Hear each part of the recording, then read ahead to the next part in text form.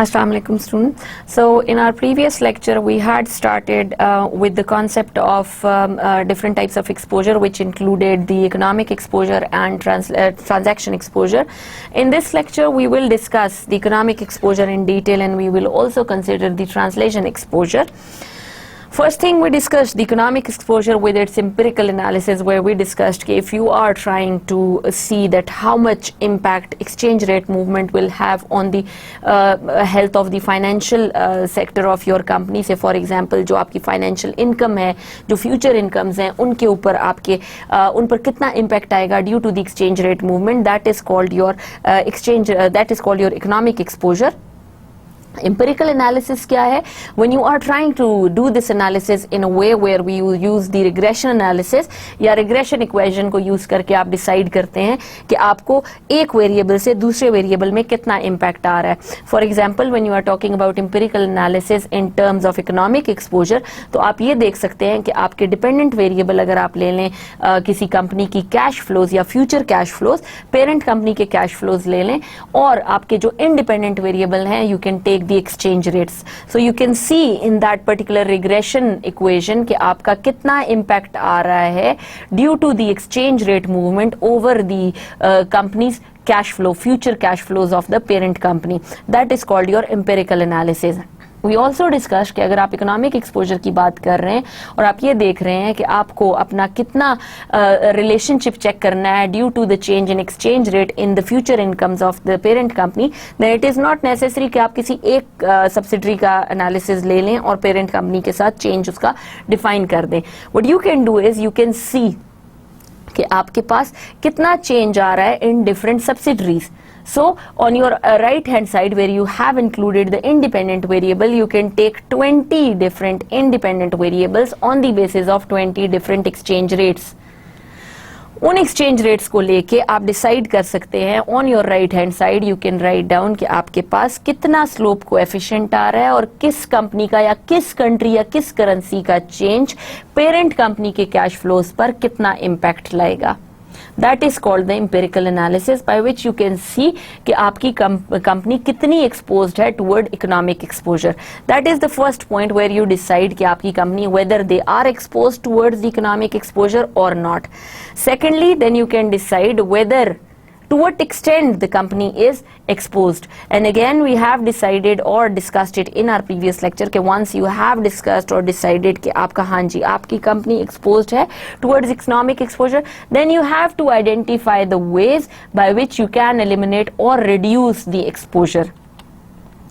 A multinational company can decide or determine its exposure by assessing the sensitivity.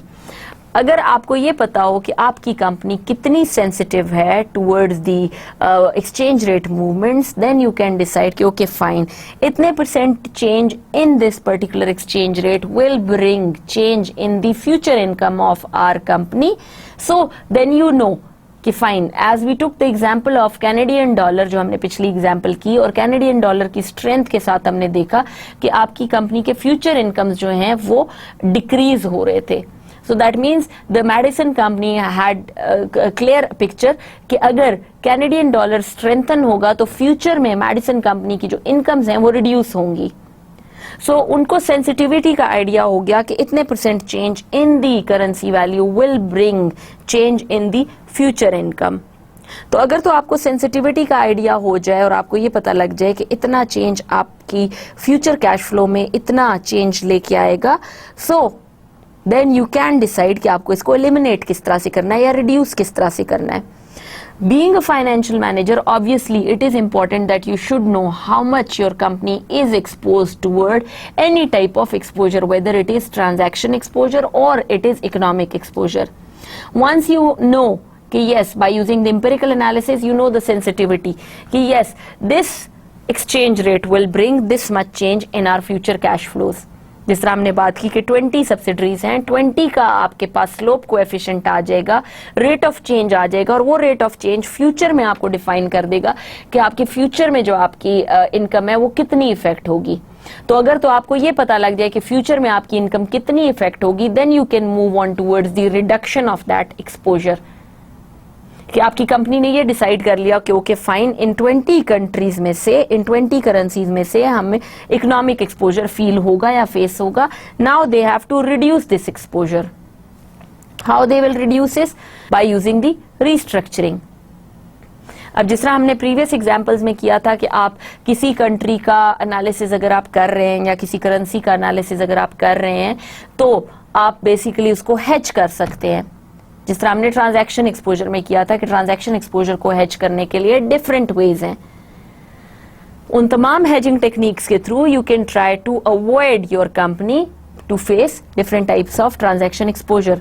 However, if you are focusing on economic exposure, so what you can do is, in terms of criteria, you can go for restructuring. And again, restructuring has the two main point. One thing, it can be time consuming क्योंकि restructuring क्या है, आप अपने operations को restructure कर रहे हैं in another country.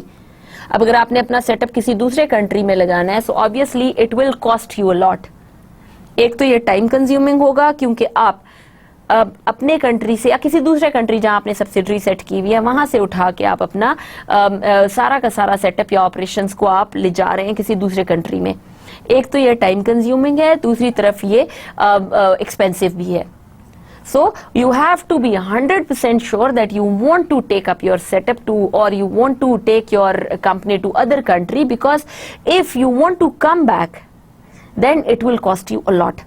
तो एक तो चीज ये कि रिलोकेशन में आपने ये देखना है कि कॉस्ट्स कितनी इन्वॉल्व हैं और दूसरा बेनिफिट कितना होगा. अगर तो आप 100% गारंटीड हैं कि दूसरे कंट्री में जाके आपको बेनिफिट होगा, then restructuring will work. Otherwise you will face losses. Secondly, it is time consuming as compare to the transaction exposures जो आपकी उसकी हेजिंग स्ट्रेटजीज थी. Then we also said that there are possibility that you might face some type of issues because आप अपना setup पूरा का पूरा किसी दूसरे कंट्री में लेके जा रहे हैं और वहां पे सेटअप यूज कर रहे हैं. What will happen in that case? आप बेसिकली उसमें डिफरेंट टाइप के इश्यूज फेस कर सकते हैं. किस तरह से कि क्योंकि आप एक नए कंट्री में सेटअप लगा रहे हैं, maybe sales in that particular country will not increase. There is a possibility कि सेल्स डिक्रीज हो जाए rather than increasing. So what will happen? Obviously you will face losses. Second thing, there is a possibility that you might face some governmental issues. We also discussed that there is a possibility कि आपका setup दूसरे country में जब आप install करें या launch करें वो आपको उस तरह से प्रॉफिट्स ना दे जो आप एक्सपेक्ट कर रहे थे. So when you are trying to restructure your operations in another location, you must be 100% sure कि it should give you profits. And then you can decide that you can go for the restructuring. Now let's move on with detail towards the economic exposure management, and let's discuss a case study for regarding the hedging economic exposure. Saver is a company which is a US firm, has 3 independent units that conduct some businesses in Europe. तो जो saver company है that is a US firm और इसका जो business है वो 3 independent units में divide हुआ है और ये सारा का सारा वर्क कर रही है in Europe. It is concerned about its exposure towards the euro. तो सेवर जो कंपनी है उसने क्योंकि 3 के 3 यूनिट्स जो हैं वो यूरोप में इंस्टॉल किए हैं और वो तीनों के तीनों यूनिट्स जो हैं वो यूरो करेंसी को ही डील कर रहे हैं. तो ये जो सेवर कंपनी है that is basically worried about it's economic exposure. Economic exposure क्या है कि फ्यूचर में जब आपकी जो इनकम्स हैं, फ्यूचर इनकम जो है वो एक्सचेंज रेट मूवमेंट के साथ इफेक्ट होगी और फ्यूचर में इनकी जो कैश फ्लोज हैं वो रिड्यूस हो जाएंगी.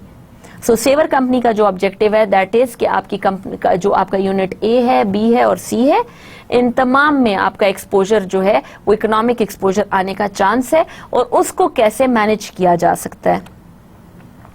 To determine whether it is exposed and the sources of the exposure, Saver applies a series of regression. जिस तरह हमने पिछली अभी स्लाइड्स में बात की कि first thing the company must know कि whether they are expose toward economic exposure और ट्रांजैक्शन एक्सपोजर और not, and then they should decide कि इसको हेज करना भी है या नहीं.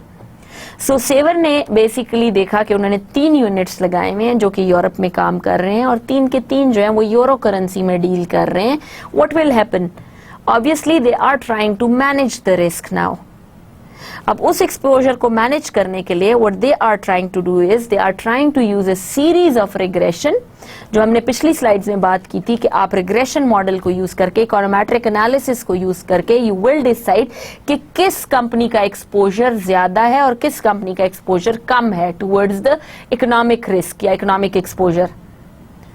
तो जो सेवर कंपनी है उसने एक सीरीज ऑफ रिग्रेशन रन की, मॉडल में वैल्यूज डाली और तीनों कंपनी, जो तीनों यूनिट्स हैं जो कि यूरोप में काम कर रहे हैं, उनका एनालिसिस किया and then they are trying to see कि किस कंपनी का एक्सपोजर ज्यादा है या कौन सी कंपनी ज्यादा इकोनॉमिक एक्सपोजर फेस कर रही है।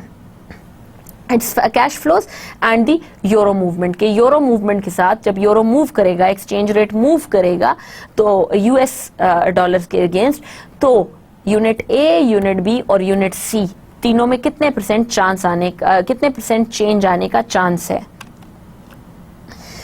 सो असेसमेंट ऑफ सेवर्स कंपनी क्या होगी, जो कि आप रिग्रेशन मॉडल के थ्रू करेंगे। सो रिग्रेशन मॉडल में आपके लेफ्ट हैंड साइड के ऊपर आपका बेसिकली आ जाएगा आपका डिपेंडेंट वेरिएबल, जो कि आपका डिजाइन करेगा, देखेगा कि आपके पास कितना चेंज आ रहा है in due to the change in euro. तो ये आपका जो आ रहा है that is total cash flow in parent company, जो पेरेंट कंपनी की कैश फ्लो है उसमें कितने परसेंट चेंज आएगा। जिस तरह परसेंटेज का साइन है और ट्रायंगल जो है वो बेसिकली चेंज रिप्रेजेंट कर रही है। तो जब उन्होंने सीरीज ऑफ रिग्रेशन रन की है सेवर कंपनी ने, तो लेफ्ट हैंड साइड पे जो कि आपका डिपेंडेंट वेरिएबल है वो उन्होंने लिया है आपका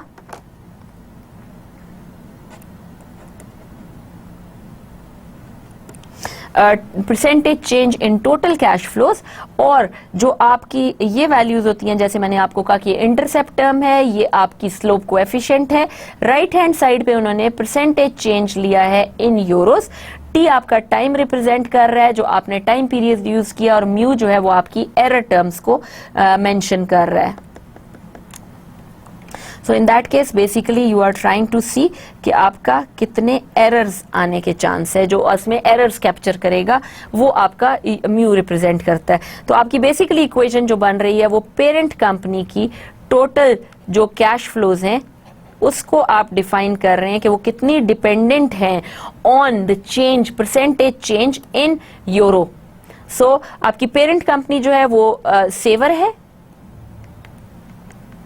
और सेवर में जो पेरेंट कंपनी में की कैश फ्लो है उसमें कितने परसेंट चेंज आने का चांस है due to the movement in change in percentage change in euros, because आपका यूनिट ए, बी और सी तीनों यूरोस में डील कर रहे हैं और आपके पास 3 यूनिट्स हैं जिनका आप एनालिसिस करना चाह रहे हैं।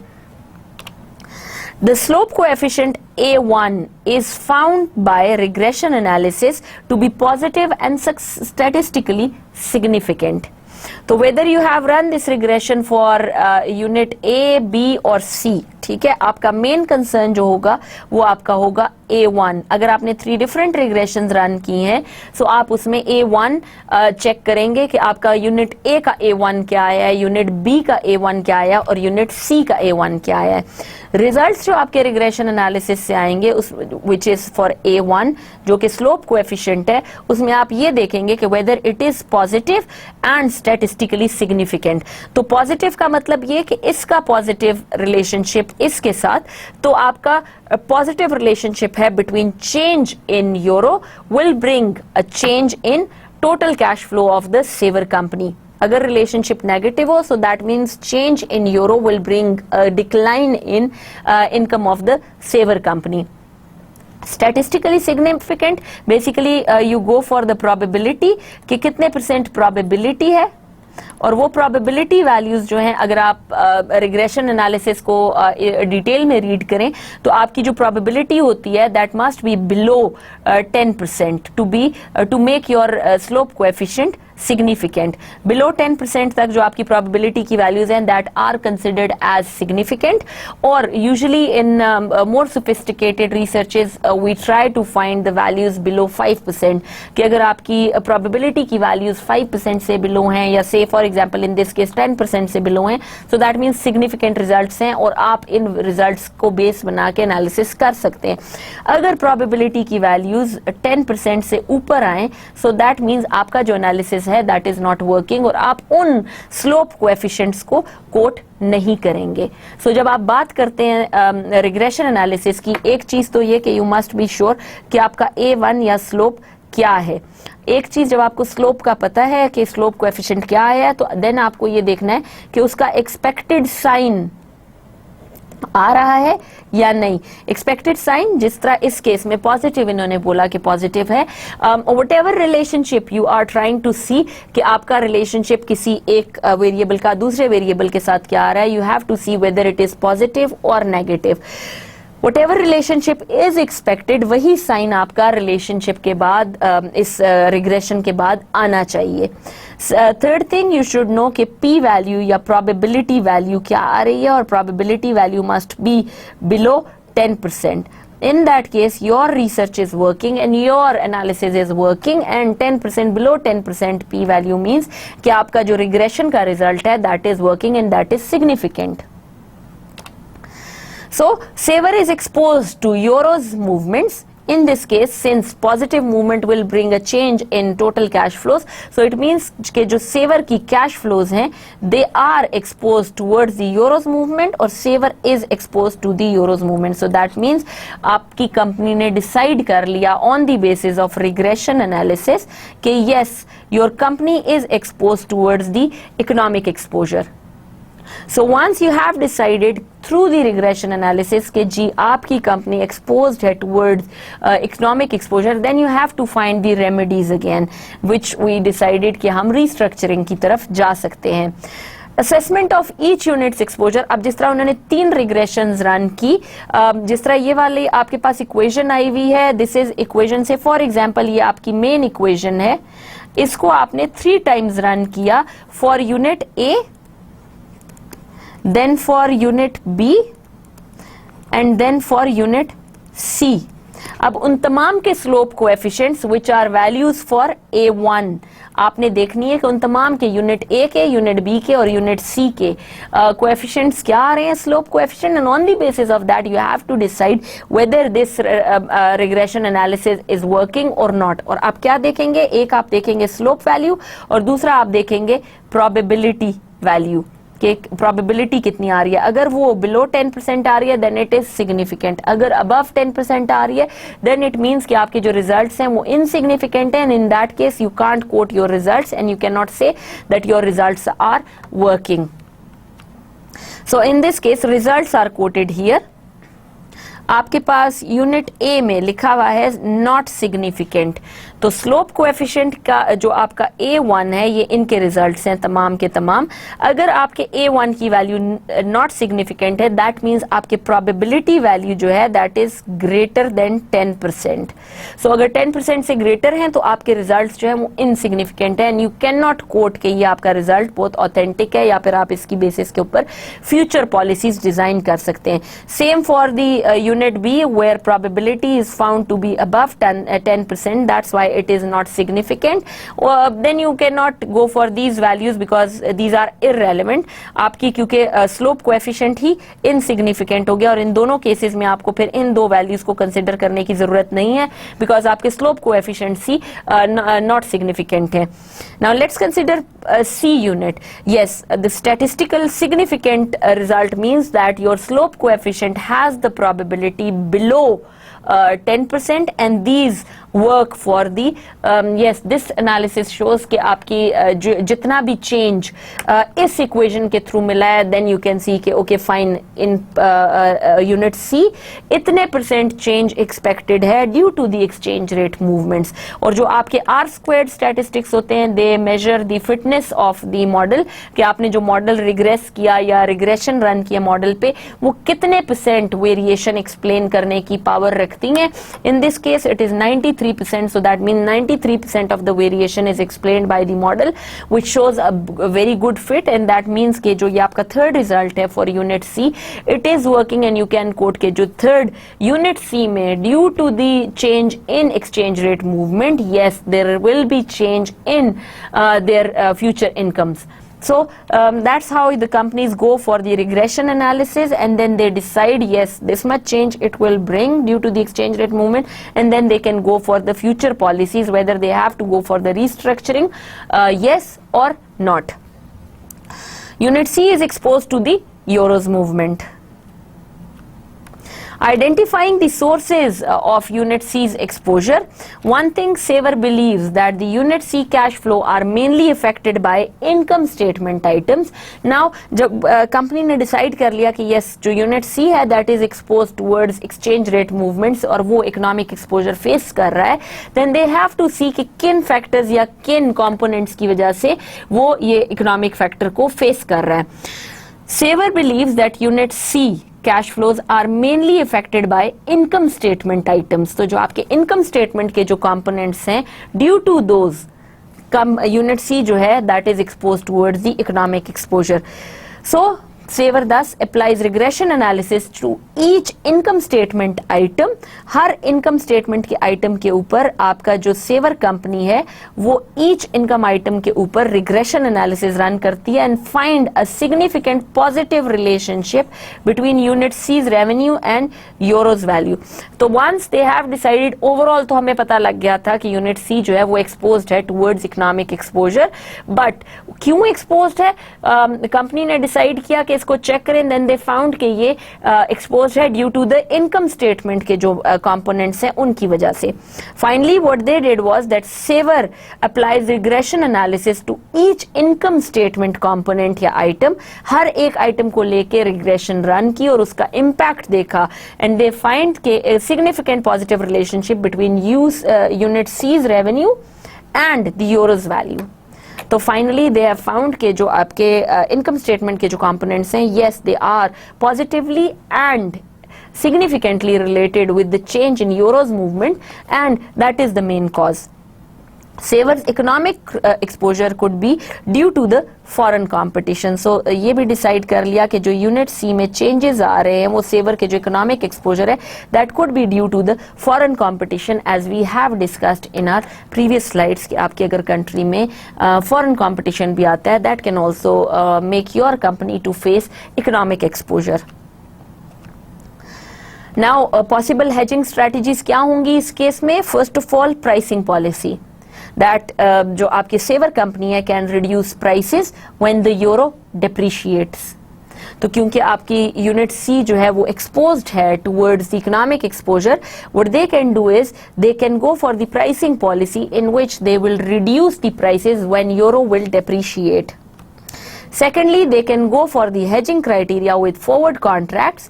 They can sell euros forward to hedge against the adverse effects of the weak euros. So आप अपनी प्राइस लॉक कर दें through the forward contract that in future you will basically buy them back, and then you are trying to hedge yourself against any unfavorable movement of the euros. Purchasing foreign supplies, costs will be reduced during a weak euro period. तो weak euro period के दरमियान में आप foreign supplies को purchase करें, and in that case you will get the benefit in that way. So these are some strategies considering the Saver's company point of view, that they can use these strategies to avoid any type of reduction in their income, and they are trying to hedge themselves against economic exposure.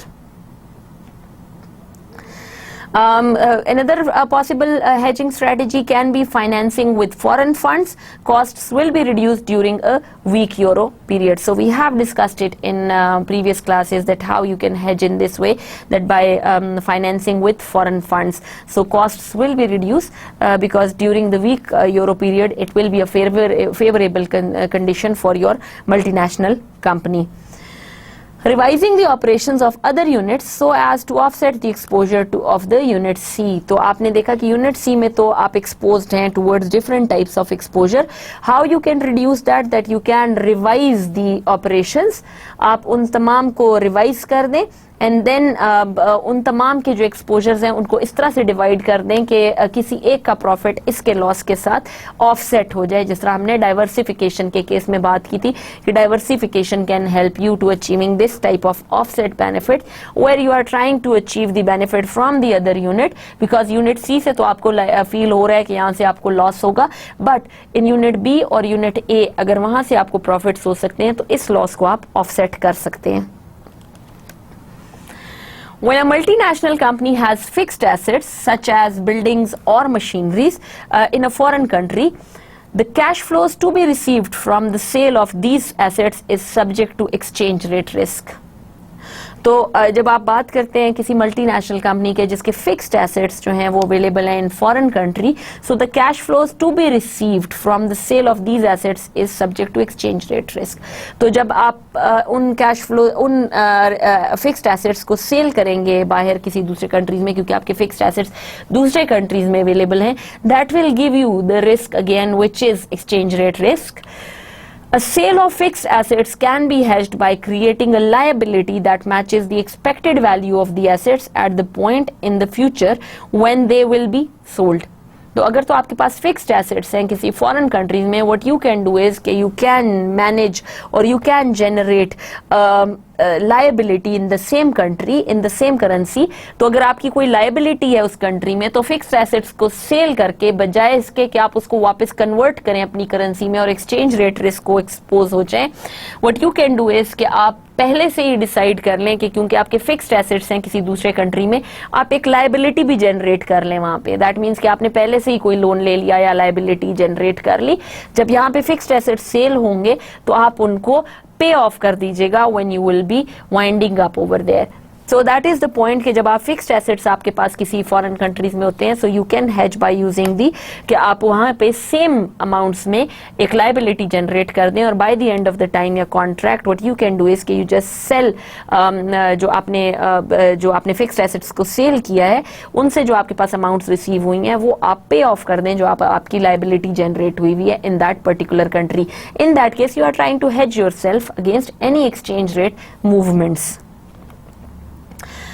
Now, till now we have discussed our transaction exposure and we have also discussed our economic exposure. कि transaction exposure तो ये है कि जब आप basically your company is exposed towards the cash inflows and cash outflows movement due to any change in exchange rate movements.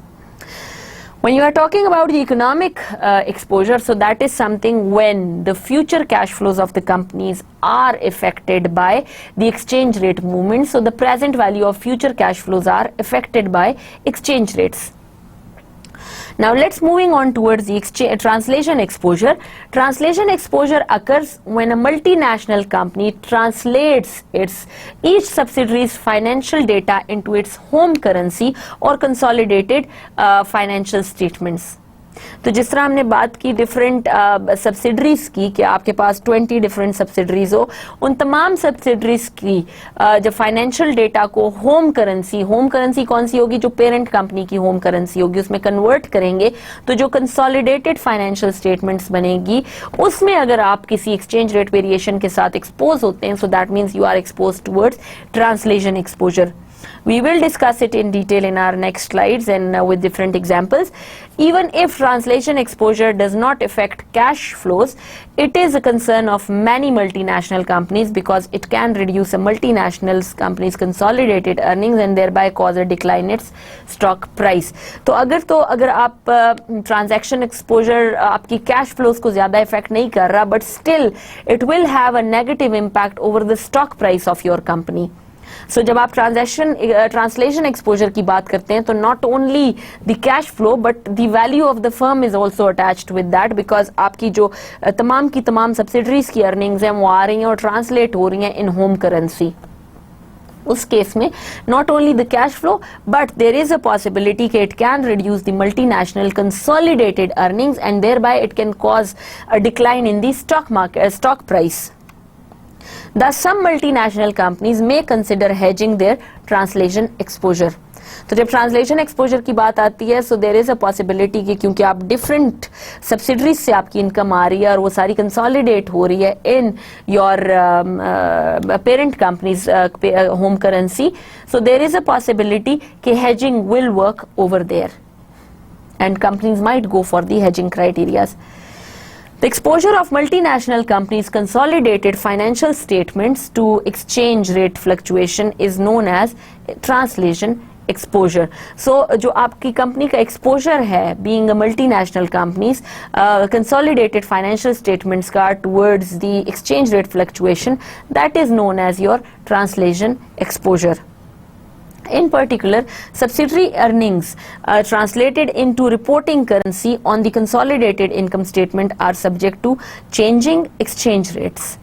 So, जब आप बात करते हैं कि किसी सब्सिडरी की अर्निंग्स है, सारी की सारी सब्सिडरीज की अर्निंग्स जो हैं वो ट्रांसलेट हो रही हैं into parent companies currency on a consolidated statement and they are subject to exchange rate movements, so obviously that means that your company is basically facing the translation exposure.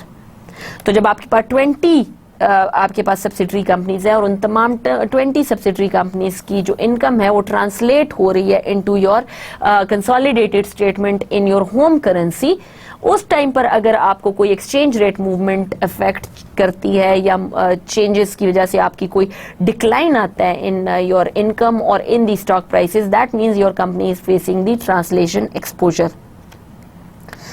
A multinational company creates its financial statements by consolidating all its individual subsidiaries financial statements. तो तमाम 20 companies for example हम बात करें तो वहाँ तमाम 20 subsidiaries की financial statements को लिया और उनको कंसोलिडेट कर दिया एक मेन फाइनेंशियल स्टेटमेंट में.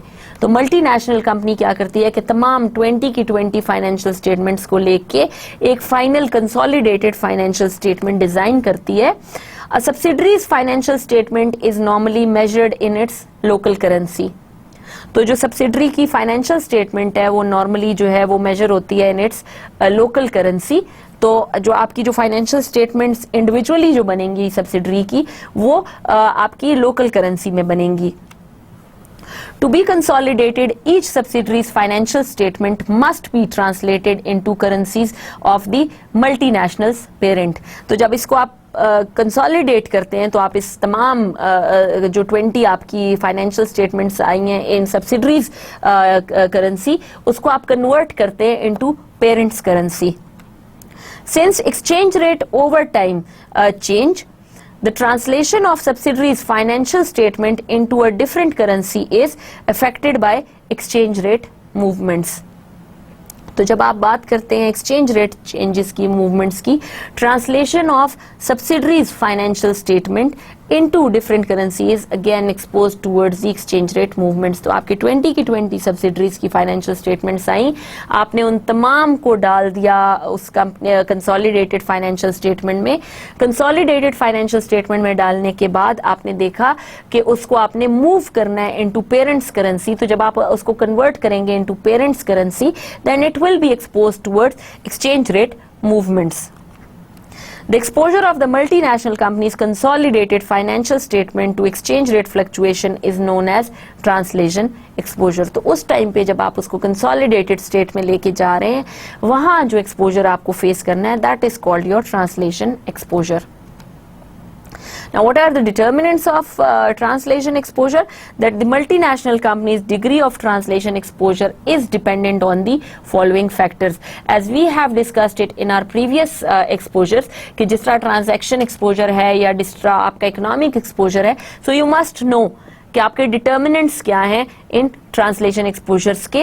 आपकी कंपनी को अगर ये पता हो कि आपकी जो सब्सिडरीज हैं या फिर आपकी जो पेरेंट कंपनी है they are going to face the translation exposure, so at that point they must know कि किस हद तक वो एक्सपोज्ड हैं towards that exposure.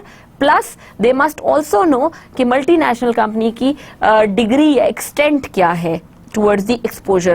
So the proportion of its business conducted by foreign subsidiaries, एक चीज तो ये कि उनको ये पता होगा या वो इस तरह से डिसाइड करेंगे या डिटर्मिनेंट्स जो हैं वो ये होंगे कि जो प्रोपोर्शन है of its business conducted by foreign subsidiaries, कि कितना पोर्शन, कितना फॉरेन सब्सिडरी जो है वहां से कंट्रीब्यूट हो रहा है.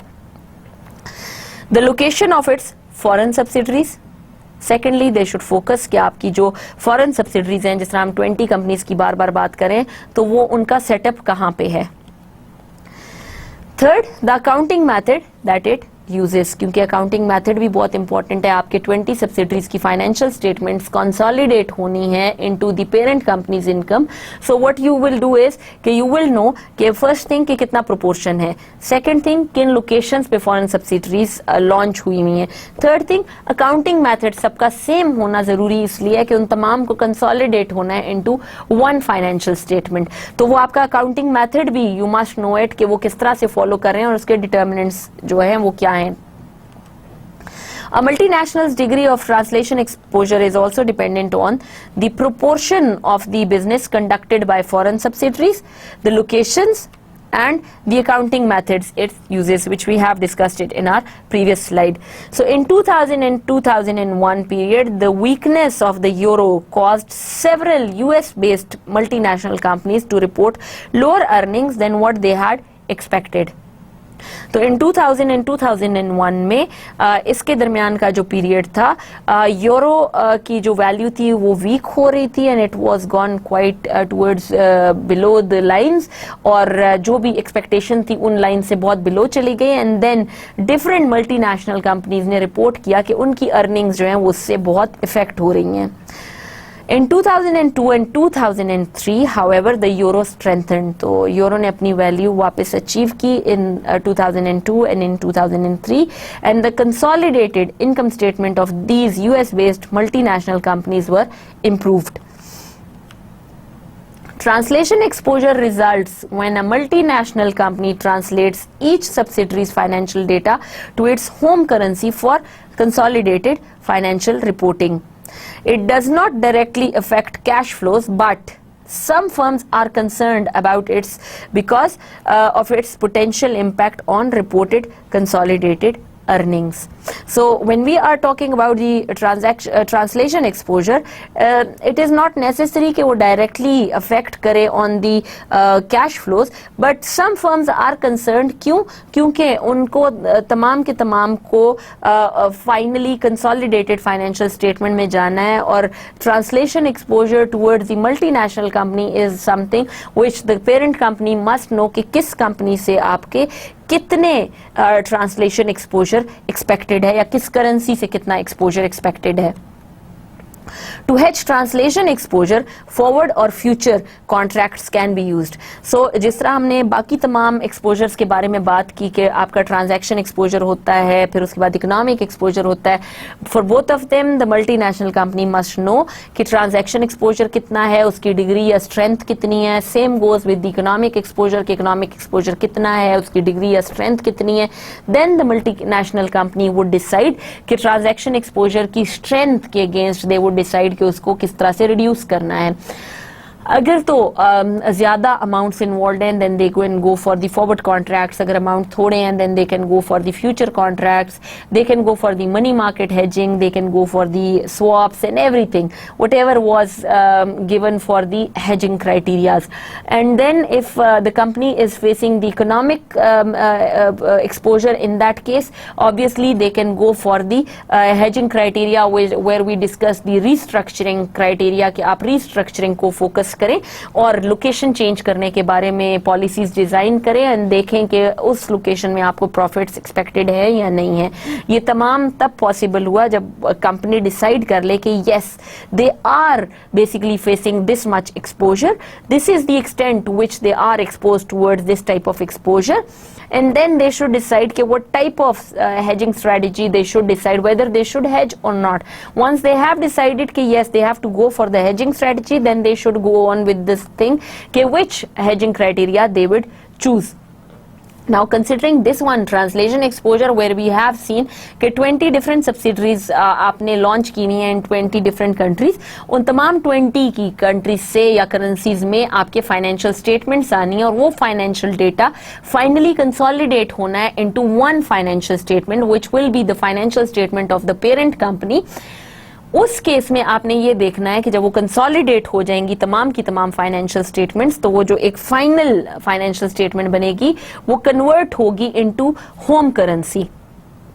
अब उस होम करेंसी में कन्वर्ट करने के बाद आप ये देखेंगे कि आपका जो सब्सिडरी से आपकी इनकम आ रही है वो कितनी फेस कर रही है या कितना एक्सपोजर आपको दे रही है towards translation exposure. Once you have decided that your company is going to face translation exposure, then you have to decide whether you have to hedge or not hedge. If you decide that yes, you should go for the hedging technique, then there is a different options available that you can hedge translation exposure by using the forward and future contracts. And specifically, a multinational company may sell the currency that is in its foreign subsidiary receive as earnings forward, thus creating an offsetting cash outflow in the currency. तो या तो आप cell कर दें या purchase कर दें, forward contract use कर लें या फ्यूचर्स कॉन्ट्रैक्ट यूज कर लें, और due to that you can basically hedge yourself against any type of translation exposure. Let's take an example for the translation exposure, that how forward contracts can hedge in case of translation exposure. A US based multinational company has a British subsidiary. तो जो आपकी parent company है वो US है और subsidiary जो launch हुई है वो हुई है इन यूके या ब्रिटिश सब्सिडरी है. The forecasted earnings, British earnings of $20 million to be entirely reinvested will be translated at the weighted average pounds value over the year. तो क्योंकि आपकी जो कैश फ्लो जिस तरह हमने बात की कि जो कंसोलिडेट होगी वो होगी इन टर्म्स ऑफ डॉलर्स, लेकिन जो आपकी फोरकास्टेड ब्रिटिश अर्निंग्स है $20 मिलियन की will be translated into average pounds value over the year. To hedge this expected earnings, अब जो यूएस कंपनी है जिसको बेसिकली रिसीव करने अमाउंट्स, अगर वो हेजिंग करना चाह रहे हैं for their earnings, what they can do is to hedge this expected earning, the multinational company can sell 20 million pounds in 1 year forward. तो क्योंकि एक साल के बाद आपके पास ये अर्निंग आनी है, to hedge for that what they can do is they can sell 20 million pounds in 1 year forward contract. If the pound will depreciate, the gain generated from the forward contract position will help to offset the translation loss.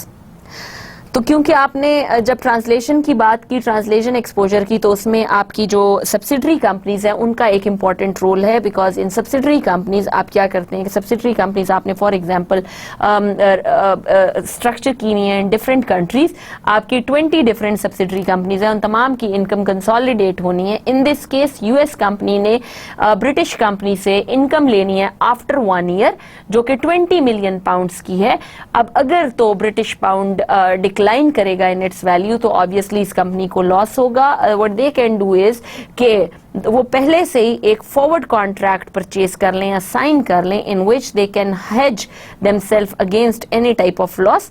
What they can do is the multinational company can sell 20 million pounds 1 year forward के 1 year forward contract कर दें, 20 million pounds sell कर दें in future date.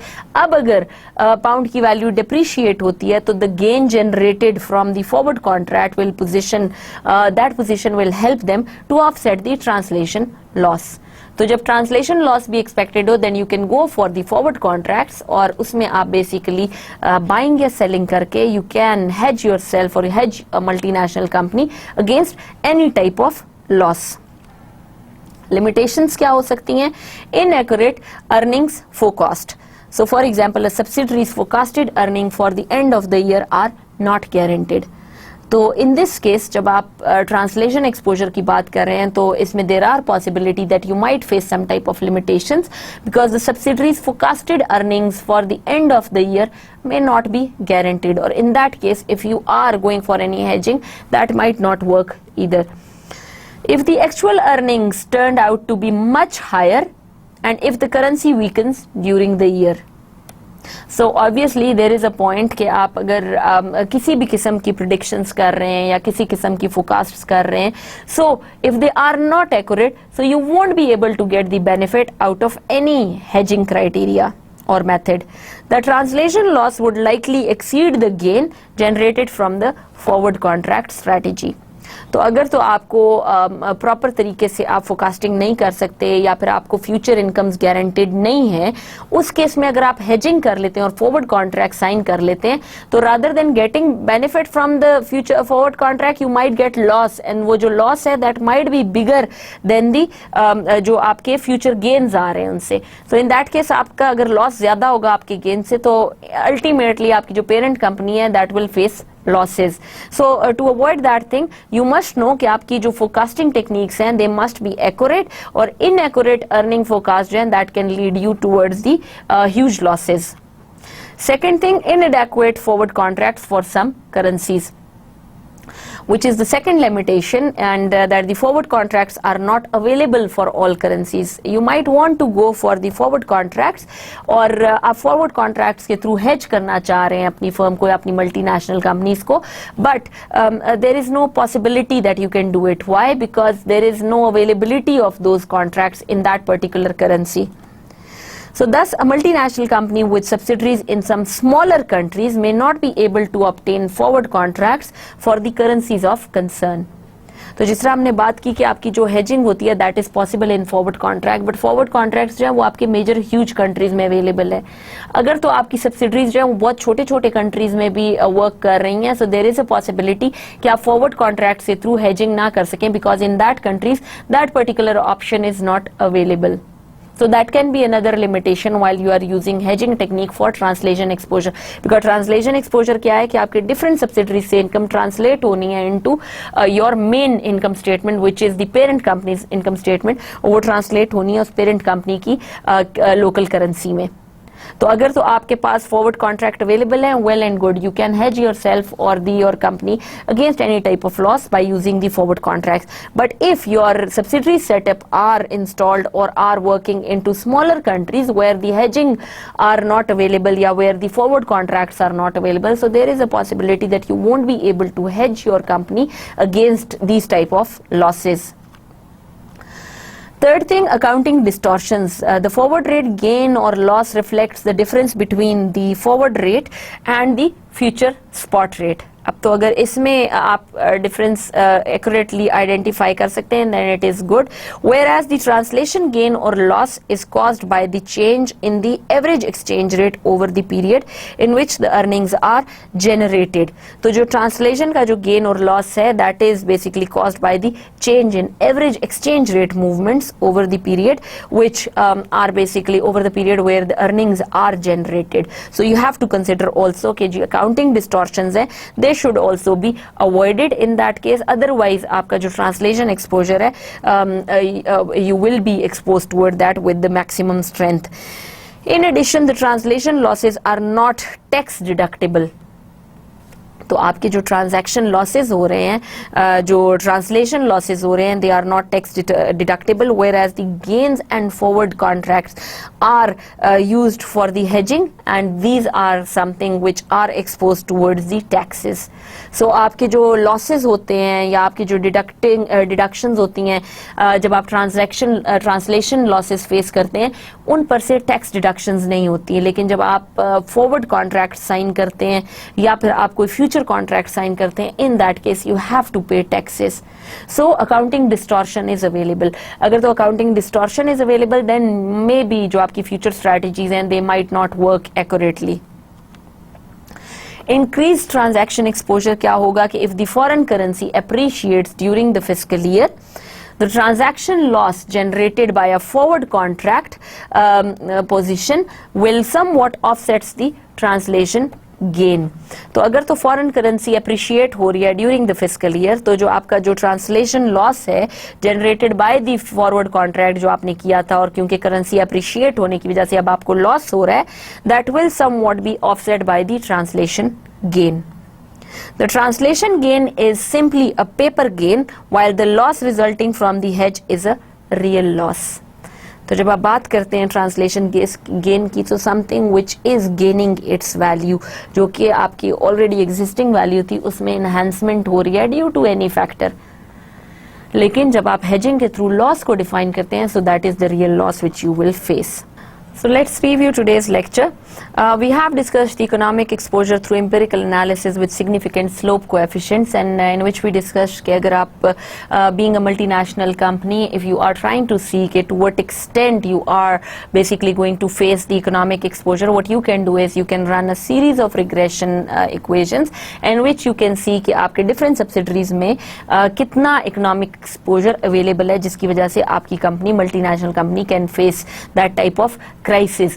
अब उस case में क्या है कि वी हैव डिसाइडेड कि आपके पास एक रिग्रेशन मॉडल होगा जिसमें आपने बेसिकली डिपेंडेंट और इंडिपेंडेंट वेरिएबल होंगे, और उन वेरिएबल्स की बेस के ऊपर यू शुड सी कि how much dependence of one variable is over the other variable, तो आपके इंडिपेंडेंट वेरिएबल कितना इम्पैक्ट कर रहे हैं on your dependent variable. In a particular examples we saw the impact of different types of exchange rate movements over the cash flows of the multinational company, कि आप ये देखते हैं मल्टीनेशनल कंपनी की कैश फ्लो इनकम के ऊपर कितना impact आ सकता है। जब आप रिग्रेशन रन करते हैं उसमें दो मेन चीजें which you have to see. First thing the slope coefficient which is the most important thing, कि स्लोप कोएफिशिएंट जो है वो आपको रेट ऑफ चेंज डिफाइन करेगा कि किसी कंपनी में या किसी कंपनी के या किसी सब्सिडरी में से कितना आपको रेट ऑफ चेंज या कितना एक्सपोजर होगा towards the multinational company, parent company, कि कितना change in exchange rate will bring more exposure towards the economic factor, जो आपकी इकोनॉमिक एक्सपोजर है। कि आप फॉर एग्जाम्पल हमने बात की यूनिट ए, बी और सी की, आप ये देखेंगे कि इन तमाम में से किस में इकोनॉमिक एक्सपोजर के साथ एक्सपोज होने का पोटेंशियल अवेलेबल है। One thing you should consider the slope coefficient which should show कि स्ट्रेंथ कितनी है आपके रेट ऑफ चेंज की। Second thing you should see कि आपके पास बेसिकली कितना प्रोबेबिलिटी वैल्यू क्या आ रही है, because if it is less than 10% then you can say कि yes this is less than 10% and now you can say कि जी वैल्यू सिग्निफिकेंट है। So in that case you can decide कि जी आपने whether you have to go for the hedging technique or not, whether you have to opt some method for hedging or not. So once you have decided कि आपके पास different subsidiaries में से कुछ ऐसी हैं जो कि आपको lead कर सकती हैं towards economic exposure, then you can decide whether you want to hedge it or not. Once you have decided for the hedging, then they, as we have discussed, कि जब कंपनी को ये पता लग जाए कि hedging होनी है, because on the basis of the strength कि किस extent या किस strength पे you are exposed towards the this type of crisis, then they can decide कि how they can lead or how they can basically fight with these type of crisis, and then they can decide what type of policies they should design. In case of economic exposure, what they can do is, or the multinational company can do is, that they can either go for restructuring, where they can basically take their units away from that country and basically put them somewhere else in other country, and they can start their or launch their subsidiaries in any other country. But for that we have discussed that in detail, that what are the limitation which you have to focus on. One thing, it is expensive. Second thing, it is time consuming. Thirdly, you are not sure whether you will get benefit or whether you will get profit from that particular investment or not. Fixed asset, regarding that one we have discussed that there is a possibility कि अगर आपने किसी एक multinational company की वजह से आपने अगर कोई सब्सिडरी लॉन्च की हुई है किसी दूसरे कंट्री में और आपके फिक्स्ड एसेट्स हैं वहाँ पे, so how would you hedge against that fixed asset loss, कि अगर आपने वहाँ से वाइंड अप करना है अपना बिजनेस और आपने वापस लेके आना है अपने कंट्री में या किसी और कंट्री में लॉन्च करना है, तो फिक्स एसेट को वाइंड अप करने के लिए क्या हेजिंग हो सकती है। So what you can do is कि जितनी वैल्यू आपकी फिक्स्ड एसेट्स की है आप उन्हीं के अगेंस्ट उतनी ही लाइबिलिटीज रख लें अपने पास, और उन लाइबिलिटीज के अगेंस्ट जब आप वो लाइबिलिटीज पे ऑफ करेंगे, जब आप वो आपकी फिक्स्ड एसेट्स जो हैं उनको आप सेल आउट करेंगे तो लाइबिलिटीज को पे ऑफ कर दें। Why you will do it, because जब आप फिक्स्ड एसेट्स को सेल करेंगे तो आपको उस सेल से जो अमाउंट मिलेगी, again you are exposed toward exchange rate movements. To avoid that exchange rate movement, what you can do is कि आप फिक्स्ड एसेट्स में जितनी भी इन्वेस्टमेंट आपकी हुई है उसी अमाउंट के बराबर उसी कंट्री में लाइबिलिटीज जनरेट करने से, फॉर एग्जांपल आप लोन ले लें या कुछ इस तरह से लाइबिलिटी जनरेट कर लें। अब उसमें क्या होगा कि जब आप फिक्स्ड एसेट्स को सेल करेंगे, then you can pay off that liability and you basically you have hedged yourself against any type of loss which is related with exchange rate movements. We discussed the final criteria of exposure, which is translation exposure, and in terms of international finance, it is very much important to know what is translation exposure. So translation exposure is something when, if you have different types of subsidiaries in different countries, say for example you have 20 subsidiaries in 20 different countries, what you will do is कि आपकी ये तमाम की तमाम financial statements जो different subsidiaries से आएंगी वो लोकल करेंसीज में होंगी, उन तमाम कंट्रीज की जो पर्टिकुलर करेंसी है उसमें होंगी। फाइनली जब ये होम कंट्री में आएंगी या पेरेंट कंपनी के पास आएंगी तो इन तमाम को ट्रांसलेट किया जाएगा into the home currency of the parent company. उसको ट्रांसलेट करके जब आप एक मेन consolidated financial statement बनाएंगे, if at that time the company is exposed towards any type of exchange rate movement, that means that that is called translation exposure. So once you know that yes, your company is exposed towards this type of translation exposure, what you can do is you can see to what extent. And again, to see to what extent you can go for the regression analysis, and once it is decided कि हाँ जी आपकी company exposed है toward this type of translation exposure, then you can decide कि whether you want to hedge it or not, this translation exposure. If you decide that yes, you can go for the hedging of this type of exposure, then you can decide what type of hedging strategy you should use. As discussed in the examples, that you can either go for the forward contracts or future contracts to basically avoid whether it is payment or whether it is your receipts or receivables. In both cases, you can either buy the contract or sell the contract. Either you can buy the pounds or sell the pounds, which was our particular example, and then you can hedge yourself against any loss which you are feeling in terms of translation exposure. So till now we have discussed the three main categories of international financial exposure, where we have seen that multinational companies, either they can face the transaction cost, where they can see KG cash inflows or outflows में